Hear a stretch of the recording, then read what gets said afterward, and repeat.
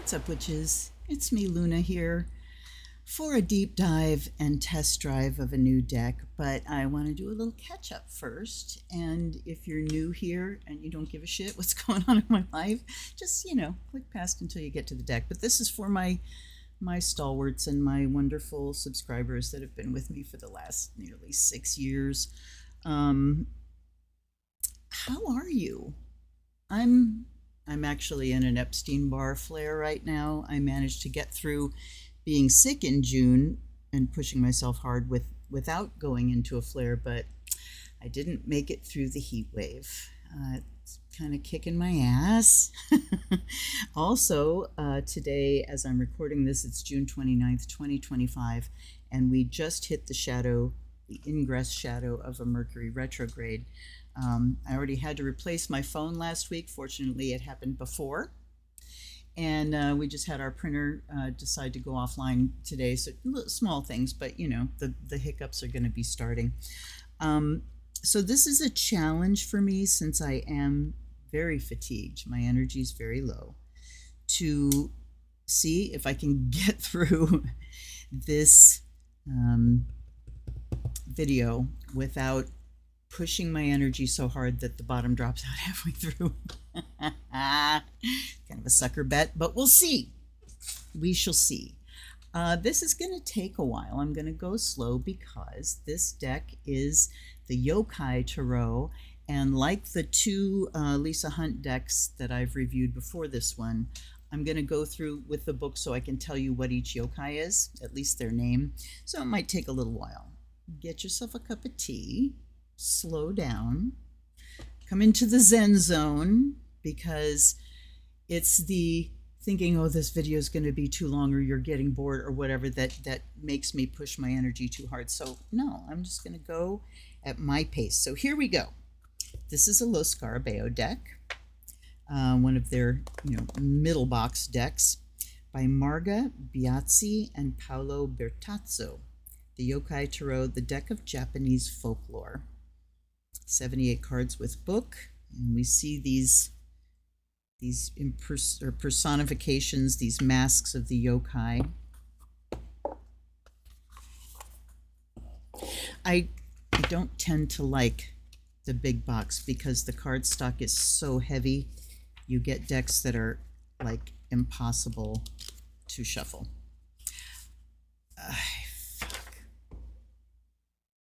I just realized this deck is shuffled. I got to put it back together again before I can finish this video. Or I can't go through the book because it will take four frickin' ever. So here we go. Be right back. Okay, the cards are arranged again. And I have to tell you, I have already caught myself, tensing up. And this is entirely on me. It's a habit. It's the way I'm built. So consciously relaxing myself so I can get through this and in a joyful way and not be all freaking out, The one thing I want to tell you though is this has become like my acid test over cardstock, especially tarot, whether a deck is too big. It works with oracles too. If I can't hold it in my hands like this and like thumb through individual cards, it's too big. I can't really do it until I get a little ways in. So cardstock, I'm going to hate, but let's look at the book. Okay. In the back, we see this is a newish deck. You never know whether Lo Scarabeo is putting information in the front or the back. What the hell? Okay, this is May of 2024 is when this deck was launched. And you may not know, my family loves all things Japanese. My kids, from being anime fans, I always loved Japan when I was little. But we went pretty deep into the culture, so it's really cool to see a deep deck like this. Italian author and artist notwithstanding. So introduction, up on the snow-capped brims. Wait a minute. Graphic design. Translations by Emily Guidoni, Maria Victoria Filodoro, and Alessia Casciaro. So it's just, the text is Paolo Bertazzo, and it's translated by, it sounds like Italians. Up on the snow-capped brims of the volcanoes or deep down in the turbid waters of the Pacific, hidden in cold, hollow caves in the ground, or sheltered below the thick canopy of the leaves. Hold on. Okay. Honest to God. All right. Or sheltered below the thick canopy of the forest, fluttering idly with the cherry petals, carried by the tepid winds of spring, or concealed among the knickknacks in the darkest, most secluded corners of your attic. Any place you can think of may be the home of a yokai, one of the spirits of Japanese folklore. Sorry. These creatures have populated the land of the rising sun since its glorious dawn, when Izanagi himself raised it from the ocean's depth by churning with the tip of his legendary jeweled spear. From time immemorial, they have lived alongside men, sharing earth and its events, appearing seldom and when least expected, an erratic behavior inferred by the term yokai itself, usually translated as strange apparition, despite the fact that both of the kanji used to write it actually bear the same meaning: suspicious, dubious, and mysterious. Okay. Those who are not familiar with the yokai tend to, and I say yokai because it's like a two-syllable thing anyway, the yokai tend to approach them as an exotic collection. All right, those who are not familiar with the yokai tend to approach them as an exotic collection of fantasy beasts, ghosts, and gods, but nothing could be further from the truth. As a matter of fact, these beings are an integral part of Japan's cultural heritage, sprouting directly from its indigenous religion, Shinto, which holds the animistic belief that all things in nature and even certain objects possess a soul. The result of this conviction is a world filled with essence, sentience, and meaning, a world in which anything has agency and will, and therefore can therefore be interacted with directly. Anything has agency and will. Okay. In short, the yokai represent the personification of all phenomena of reality, and consequently, knowing how to deal with them means to know how to deal with reality itself. With this in mind, the union with a tool of inquiry and self-reflection like tarot appears as obvious and natural as ever, as it defines the point of connection between two complementary mechanisms: the manifestation of the world as an immanent interlocutor, and the communicative power of the 78 arcana to initiate a dialogue with it. So immanent, I-M-M-A-N-E-N-T, means indwelling, embodied. Yokai Tarot is the result of this unique combination, and then it has how to use this deck. There's no single road for you to take, a myriad of paths. Okay, spreads. There's a card a day, a 3-card spread. Oh, interesting. Pair, past, present, future. Person 1, person 2, and common ground. I like that. Goal, obstacle, and help. The Tori spread. So like a Tori gate, you know, the red gates, that's Shinto. This unique spread, designed specifically for the Yokai Tarot, takes the shape of a Tori, literally bird perch, the famous ceremonial gates found at the entrances of Shinto shrines. The Tori represents a threshold between the earthly and spiritual realms, and as such it introduces the reader toward higher levels of consciousness. This spread ought to be used specifically as a guide for your meditation. Build your Tori piece after piece in order to walk through it and achieve enlightenment. To perform the spread, draw 6 cards, lay them out in front of you as shown, starting from the bottom layer. Meditate on the pictures and stories. So it goes 1, 2, 3, 4, 5, 6. Okay. In doing this, consider both cards separately or combine them. 1 and 2 are the principles at the base of your journey. 3 and 4 are what you need to let go to proceed. Episodes, people, or concepts that can now be settled upon the pillars of truth you've just erected. And then the 5 and 6 is the epiphany at the end of the journey. Interesting. We might use that spread. Then we go straight into the major arcana. So we have the number, the name, we have keywords, and then we have the story of the critter or the yokai. So I'm glad that they have a set of keywords in the beginning so it can be quick, because the rest of it is just about the creature. All right. Then we get to the minors, and it describes each of the minors, and we have the same thing. We have a few keywords and then a paragraph. And at the end, that's it. When it ends, it ends. And we also have English, Italian, Spanish, and Portuguese. It always kind of cracks me up when we have Spanish and Portuguese, since they're so similar. You know, no French, no, it really feels like it limits the range of the deck. Anyhow, speaking of the deck, let's go. Okay, I've got my book here. So we have the face card. And yes, the cardstock is thick, man. It is thick, cardboardy. Doesn't feel like cardstock, it feels like cardboard, you know. And then we have the typical LS card here, the backs. So we have, that's like ginkgo, that's a sakura. I'm not sure what that is. Very Japanese looking. All right. We begin with the Fool.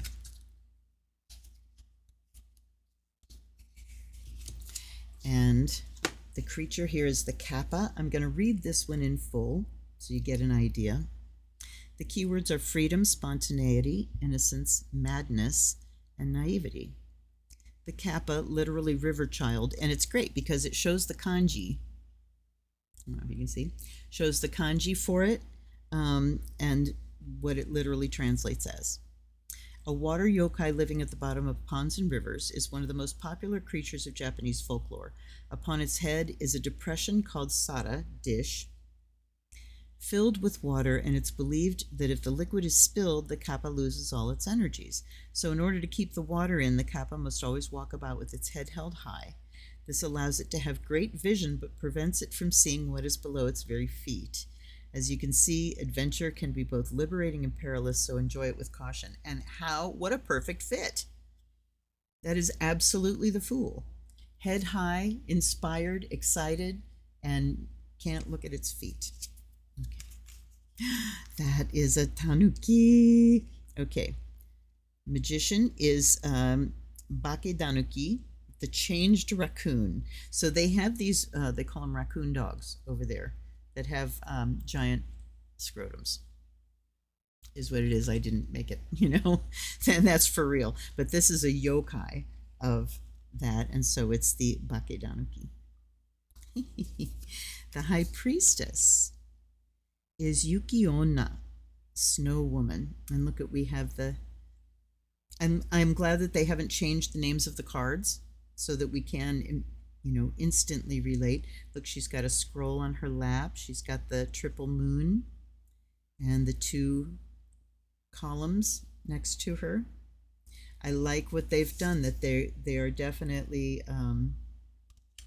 referring to the standard weight Smith that we're familiar with. Okay, the Empress is Kaguya Hime, Princess Kaguya. There's a movie called Princess Kaguya. She came from inside a stalk of bamboo. If you can find the movie Princess Kaguya, watch it. You'll sob like a baby at the end.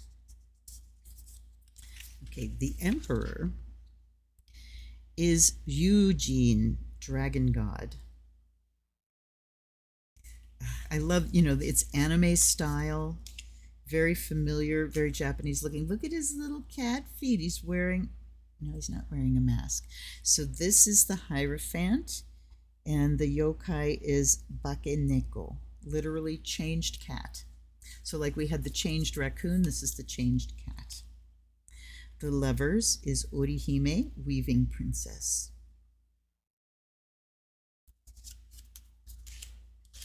The Chariot is Katasharin, literally single wheel. He's going shh. Then we have Strength, Kintaro, Golden Boy. Wow. The Hermit is Daitengu. It means great divine dog. He's got human feet and everything. The Wheel, Kodama, literally tree spirit.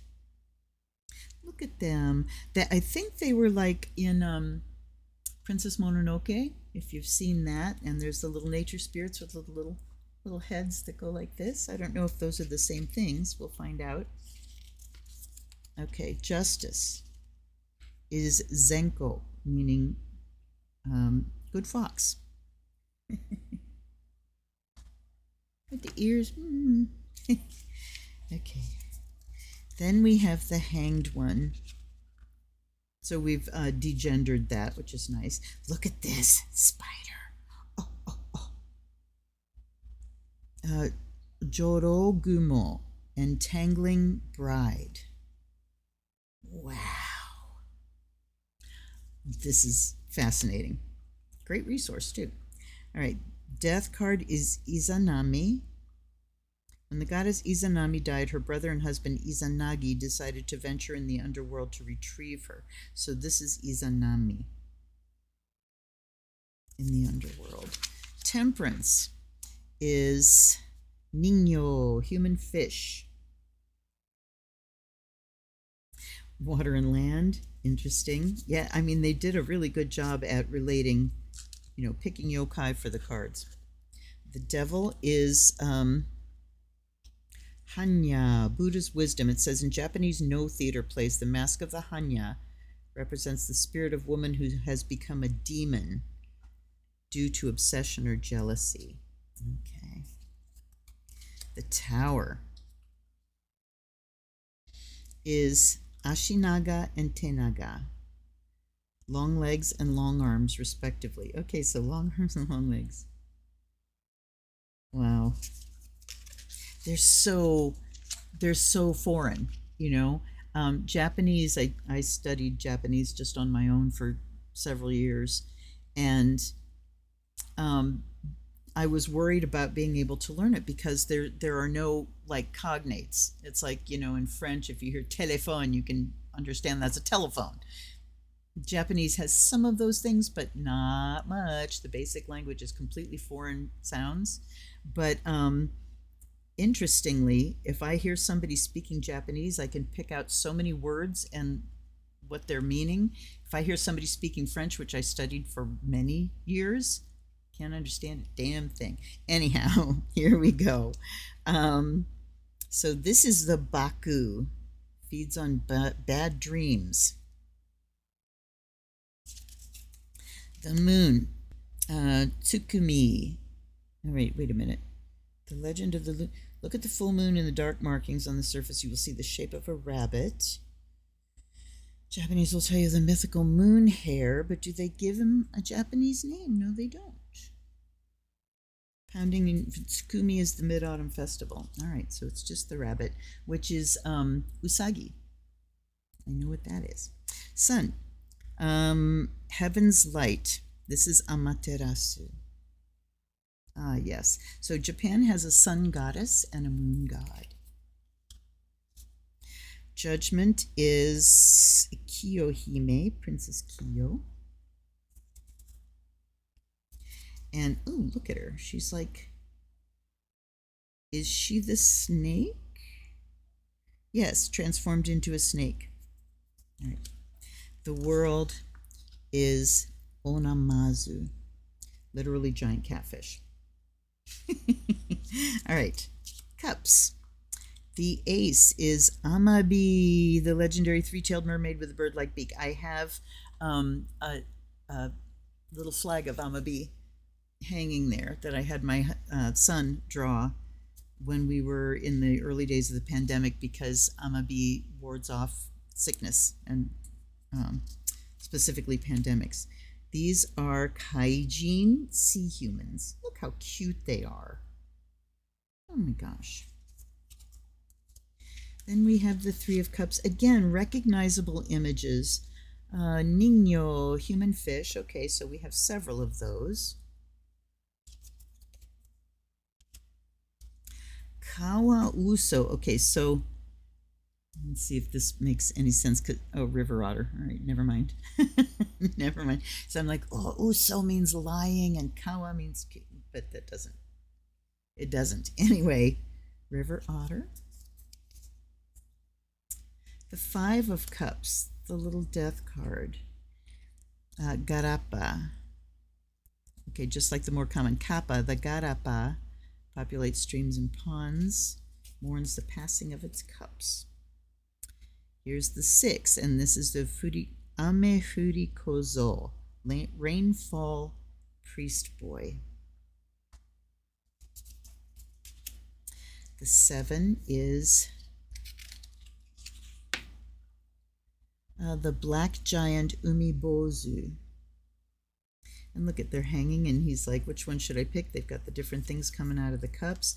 The 8 of Cups, she's walking away, and this is Sazae Oni, Turban Shell Demon. I love that, there's princesses and demons and animals. This is Kawaguma River Bear. Wow. And the 10, looks like Kappas again, a family of Fuchizaru, abyss monkey. But they've got the thing on their head too. It's like a bowl on the head. Very interesting. Okay, here are the courts. The page, Nureona, Wet Woman.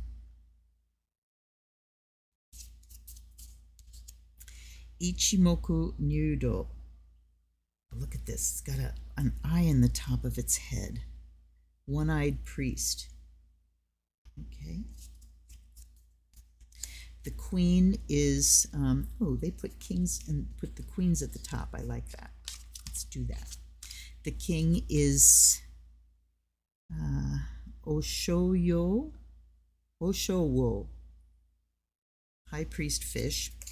And the queen is Kawahime, river princess. Yeah, Kawa is river. That's right. All right, here's the coins.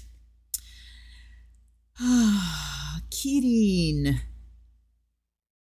The body of a deer, the scales of a dragon, the tail of an ox, and a glowing golden mane is the Kirin. The 2 of coins is Mountain Man, Yama Otoko. Quite literally, Yama is mountain, Otoko is man. 3 of coins, Ippon Dattara, one-legged bellows. They're just so odd. And if you ever want to have an afternoon of WTF, find a film called Big Man Japan. It's about like the fading superheroes, that there's this family of superheroes and that they've kind of degraded over time, and this guy's the last in a long line. And in order to turn into his giant superhero self, he has to go to this place and they put clamps on his nipples and electrocute him, and then he turns into this huge guy. And the monsters are just a stitch. Okay. The 4. Look at him grabbing the coins. Monkey gods, Sarugami. The 5 of coins, again, just very faithfully rendered in a Japanese context. Binbogami, god of poverty. Yeah. Here's the 6. Kitsune, just fox. Kitsune means fox. The 7 is god of the rice paddies, Tanokami. And look, planting, pausing, so very recognizable. Here's the 8.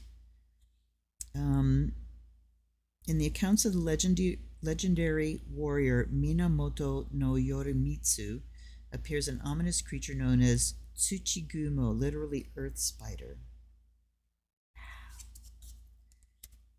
Okay, the 9 is Futakuchi Onna, two-mouthed woman.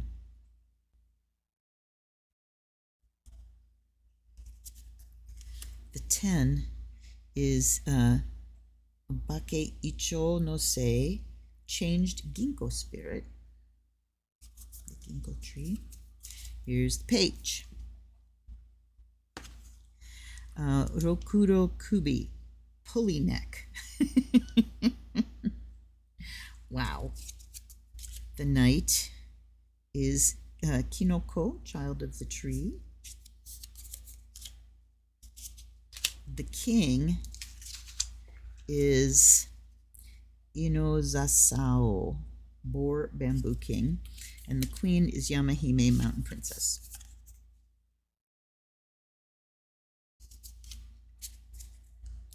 Now the wands, we have the Ace of Wands is Abura Bo, the oil priest.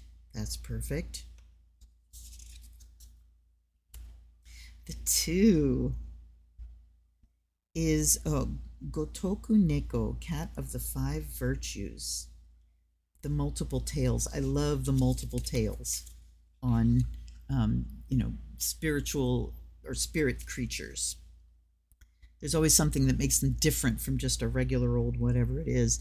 Okay.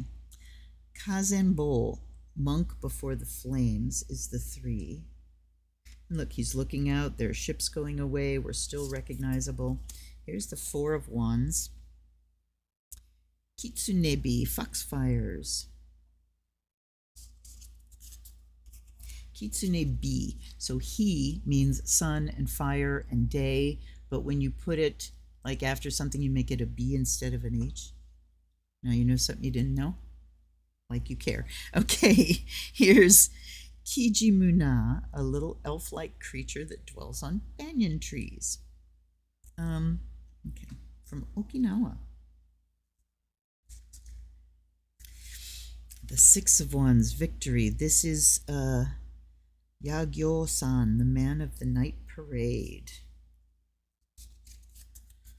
Why am I thinking of My Chemical Romance? Here's the 7.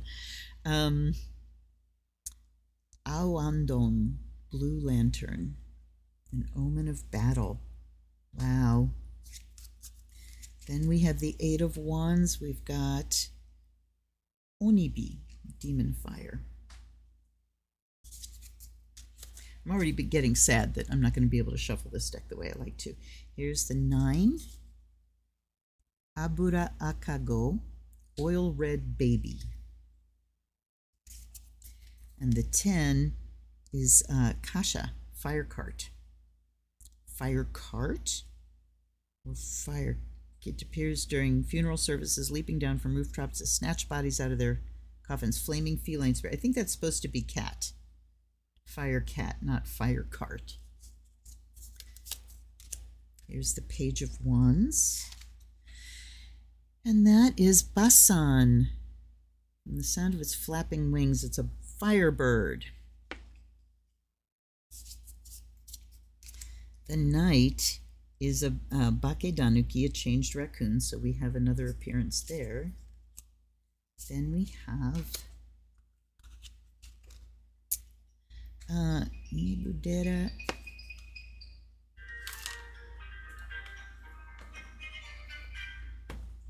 The king is Sogenbi, Sogen's fire. And then the queen is Neko Musume, cat girl.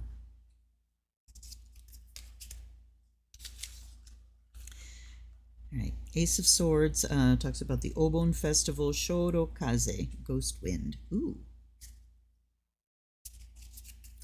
Definitely bringing the elements in here. The 2 is Ohaguro Bettari, literally nothing but black teeth. So this is really interesting because women in Japan back, centuries ago used to do this thing where they put these little black smudges here for eyebrows and they would blacken their teeth. And I have not yet been able to determine what's up with that. It's crazy. Okay. Gasha Dokuro, from the sound of its chattering teeth, a giant skeleton. My phone's been ringing. This is my new phone sounds.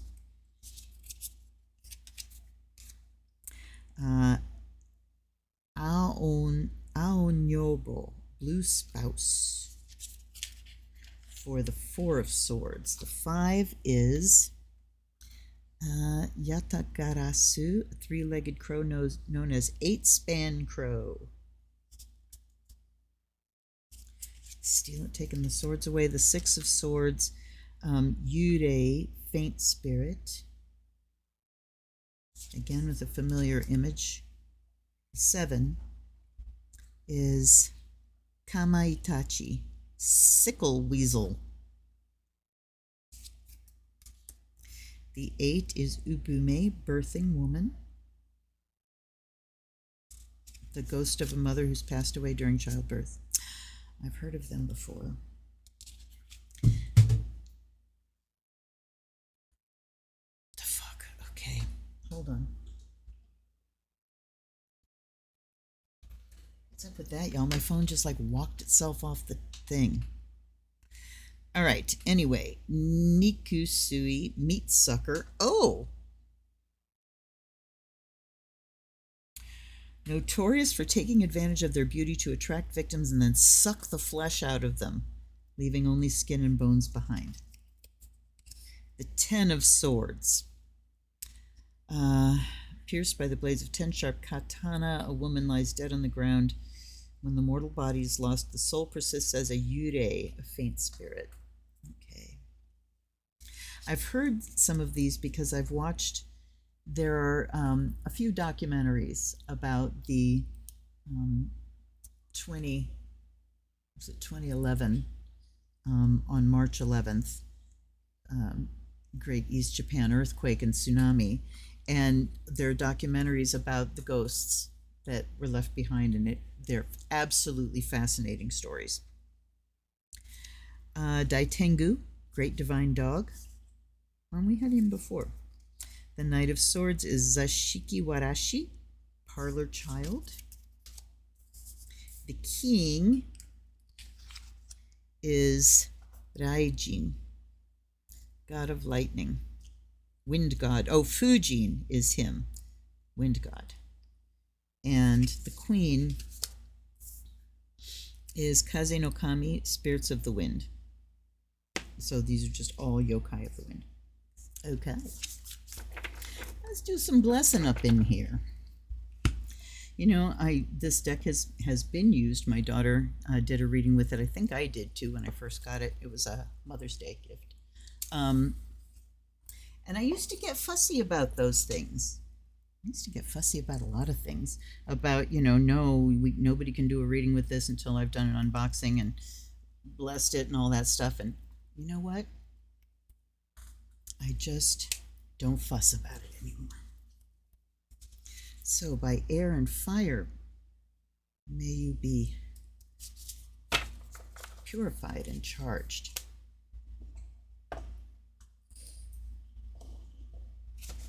Ooh, hair. And by water and earth, may you be blessed and made whole.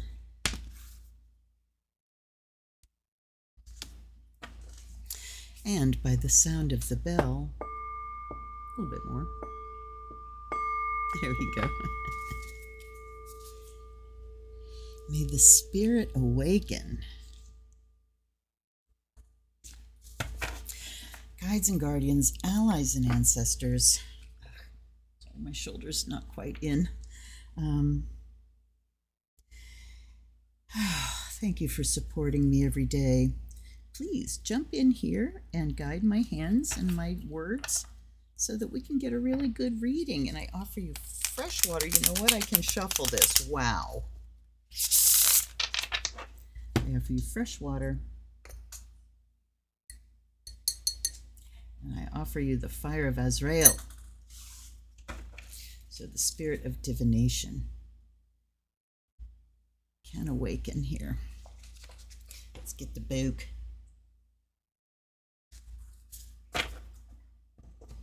All right, let's try a couple more riffles. They're slightly uncomfortable. There are ones in these boxes that the cardstock is so thick, you can't even shuffle it. I'm looking at Taromuka, Murder of Crows. Thick cardstock that literally hurts my hands. The edges of them hurt my fingers when I'm trying to shuffle. So we're going to do one more of these. Just because I'm that kind of weirdo, but you see it's difficult. And then I'm going to cut, and we're going to do that Tori gate thing, okay, for the collective. And I am going to split and pull cards because, oh, for crying, yeah, this is not an easy deck to handle. All right, let's see the Tori gate. Can I make this book stay open? Probably not. Anyway.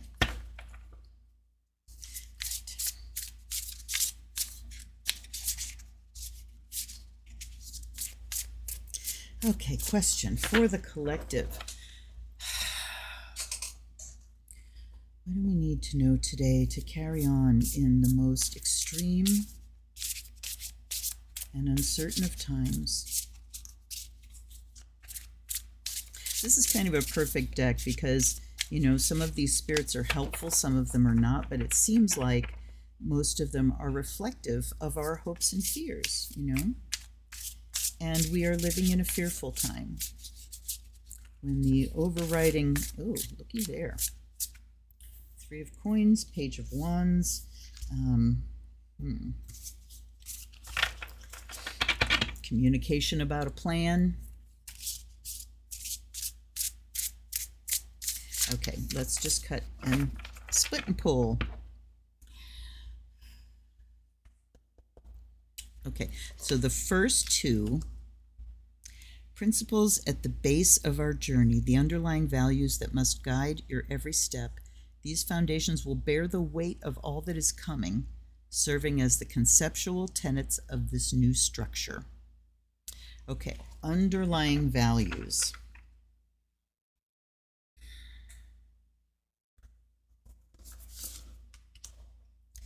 We have the Magician. I'm going to shuffle in between just. Those came shooting off, but I think I'm not taking jumpers. Gotta look at them though. And the Cups, Page of Wands again. I'm going to set those over here.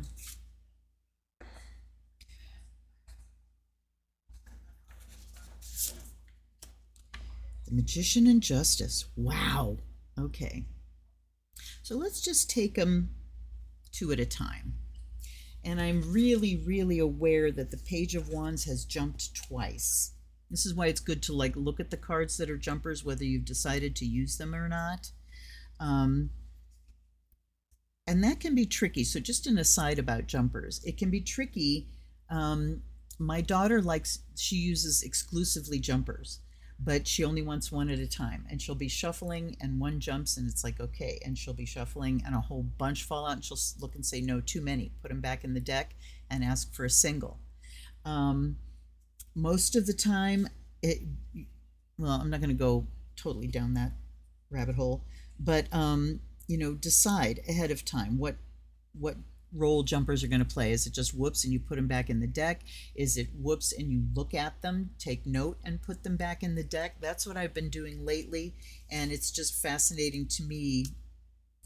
And Nine of Cups, you know what? I'm putting them all the way back in the deck because if it comes up again, so that's an interesting thing to do with jumpers. Look at them, put them back in the deck, especially if you're, you know, doing a split and pull like this. If it comes up again, you really know it's got something to say. All right. So, the Magician. Keywords: will, ability, ambition, trickery, deception. One of the most iconic yokai, the Danuki, literally changed raccoon, is a supernatural being with the looks of a Japanese raccoon dog and incredible shape-shifting powers, which it employs to fool travelers for the sake of a good laugh. This spirit's tricks and disguises represent great skill and versatility as well as mastery over the emotional, intellectual, material, and creative realms, symbolized by the four suits depicted in the artwork. So where are they depicted? There's the water. I think those are fire. There's the wand he's holding, and there's the katana for air. Okay, and there's his little nuts, just in case you were wondering. Okay. Pursue your projects and perfect your many talents, but remember to eventually settle on a form or you will lose track of who you truly are. Eventually settle on a form. So allow yourself to gel, trying different things. So the foundations we are building on are, the foundation of versatility, of ability, of skill, of the ability to shift and move, but we also need to be able to gel in order to be effective, right? Then we have justice. Fairness, balance, valor, logic, insensitivity, Zenko, literally good fox, is the name to describe a benevolent type of kitsune, the famous fox-like spirits of Japanese folklore who employ their shape-shifting powers for good. The greater the number of tails, the older and wiser the Zenko. It's believed that once the 9th tail is obtained, the kitsune becomes able to see and hear anything happening in the world, thus achieving infinite wisdom. Always act with the certainty that an impartial observer watches over you, passing judgment on your actions. That's an interesting concept. I think we kind of do that. It's the inner gatekeeper. Wow. The means always come right before the ends. That's why acting rightfully, regardless of the outcome, is always a priority. So that judge, is about acting rightly. Fairness, balance, logic. So we want to, our foundation is our skill with all of the elements that are available to us, and our fairness and balance and the ability to act rightly with these things, because the magician, having the skill doesn't necessarily mean you're going to do good things with it, right? So paired with justice and acting rightly, we use our powers to create this new thing. Now, the next 2 cards are what we need to let go to proceed. Episodes, people, or concepts that can now be settled upon the pillars of truths you have just directed. What were once considered burdens must now be overcome and laid down, turned into experiences to create a new stability to build upon. The release makes you light and free. Okay, this is what we need to let go of. Let's see, I do this.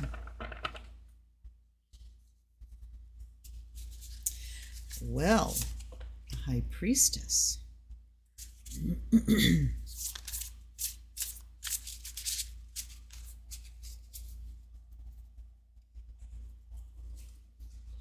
And the Hanged One. We're coming out all majors, gang.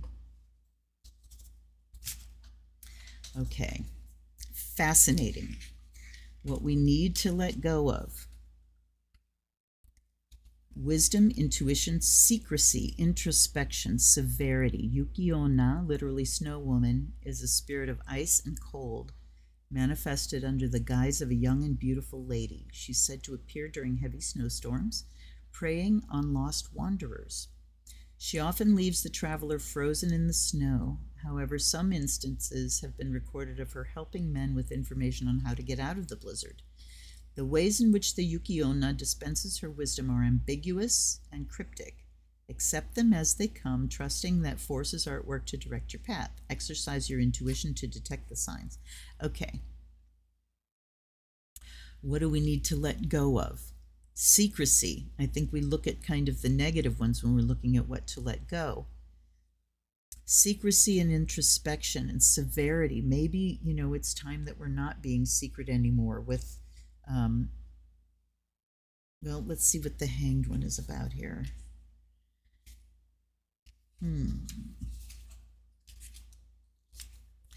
Okay, transcendence, inversion, perspective, acceptance, epiphany. Often disguised as a young and beautiful lady, the Jorogumo, literally entangling bride, exposes her true nature once the prey is too close to escape, dragging him into her spidery clasp to devour his essence. Beware of the traps along the path and refrain from charging head-on into situations, because sometimes perils are not easily at sight. Looking at the road ahead from a different angle might reveal the spider webs glittering in the sunlight. Sometimes it might even be necessary to reverse your entire perspective in order to find the epiphany you've long been waiting for. So perhaps it's saying that we need to let go of our current perspective. We need to change perspective, look at it with deep wisdom. I'm just hearing the quote, I think it might be Einstein, or Jung, more like this, saying that you cannot solve a problem with the same mindset that created it. So we need to change our perspective.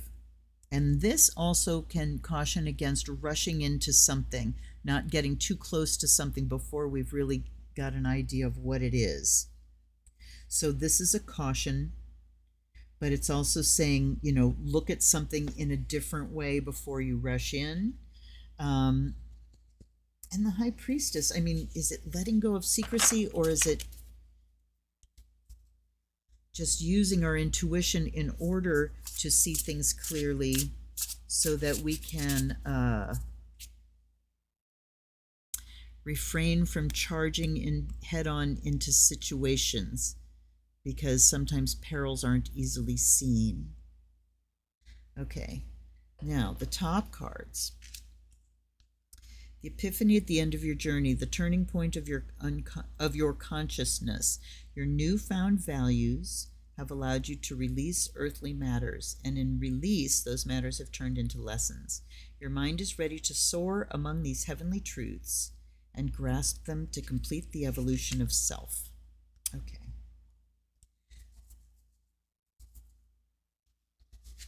Oh, looky, we have a minor.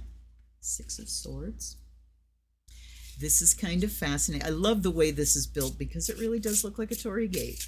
The top kind of goes like this. Okay. And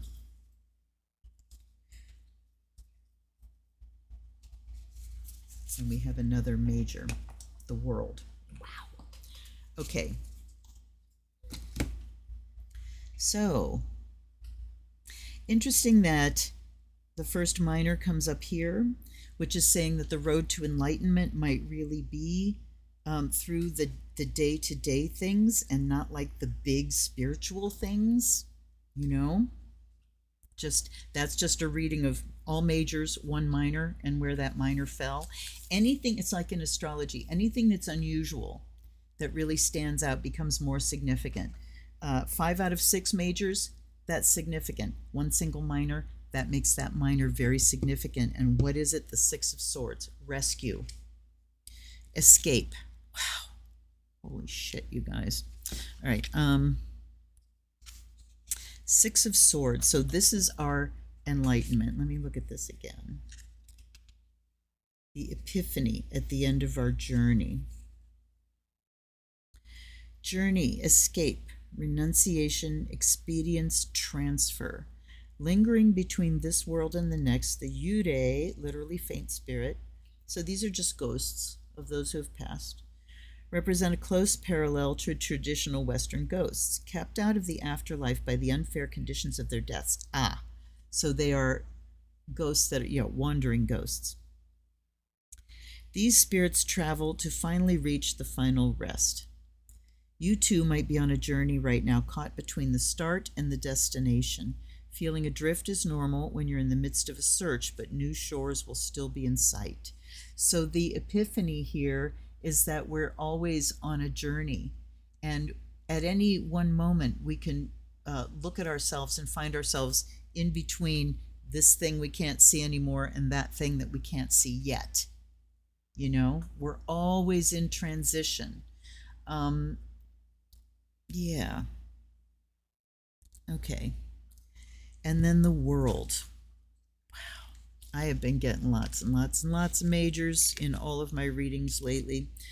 Fulfillment, accomplishment, integration, reward, satisfaction. All of Japan lies on the back of the great Onamazu, literally giant catfish, who dwells deep within the earth. Whenever the guardian god, Takemi Kazuchi, gets distracted, Onamazu thrashes, and earthquakes shake the land of the rising sun. This enormous legendary beast represents accomplishments of massive stature. A little movement is crucial. if you don't want to stagnate in this privileged position. But make sure to have a Takemikazuchi around to keep sentiments like arrogance or exuberance at bay. The guardian god, okay. Who's the guardian god? All right. Or the world that now lies on your shoulders will crumble down upon you. All right. Movement is crucial.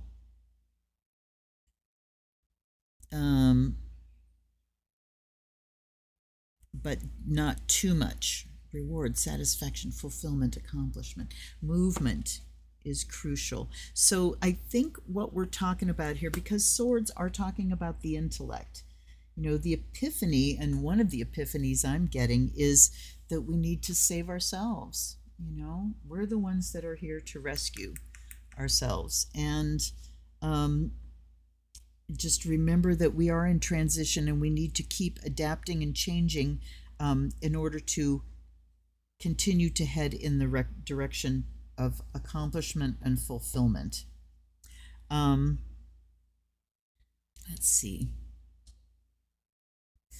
Yeah, I mean, am I getting any more out of this? I don't know. We've got completion, but we certainly have a solid foundation here. We've got skills and we have the sense of fairness to work our magic, okay? And here, we're going to change our perspective, even from a magical sense, changing perspective on the work that we need to do. So maybe we turn away from doing baneful magic, curses and hexes and bindings and all that, into just doing high frequency, high priestess, high frequency devotional work to bring us to completion, to help us on the short end, to help us navigate, to help us in this in-between place where nothing is certain, and to help us envision the new world that we're looking at bringing to birth through the death throes of the old world. And please do not underestimate those death throes. They can be terrible. All right, well, this is a really interesting deck. I love it because I love everything Japan, but it's just a really interesting deck in the way it's written. I like the writing. They definitely, and the translation is good too. They definitely give you new ideas built on an old foundation of the Waite Smith. So yeah.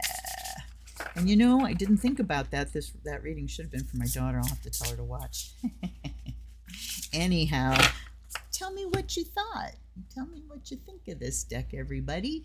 I don't know when I'll be back, but it'll be sometime soon. I'm doing a lot of beating in my fatigue and a lot of lying on the couch. So, and I think I managed not to push myself too far because I didn't feel the bottom drop out. So, I thank you for hanging out with me and watching. Leave a comment below. I am reading your comments. I haven't answered in a while, though, so I'll get on to that. Anyway, thanks for hanging out. Until I see you next time, this is Luna. Blessed be.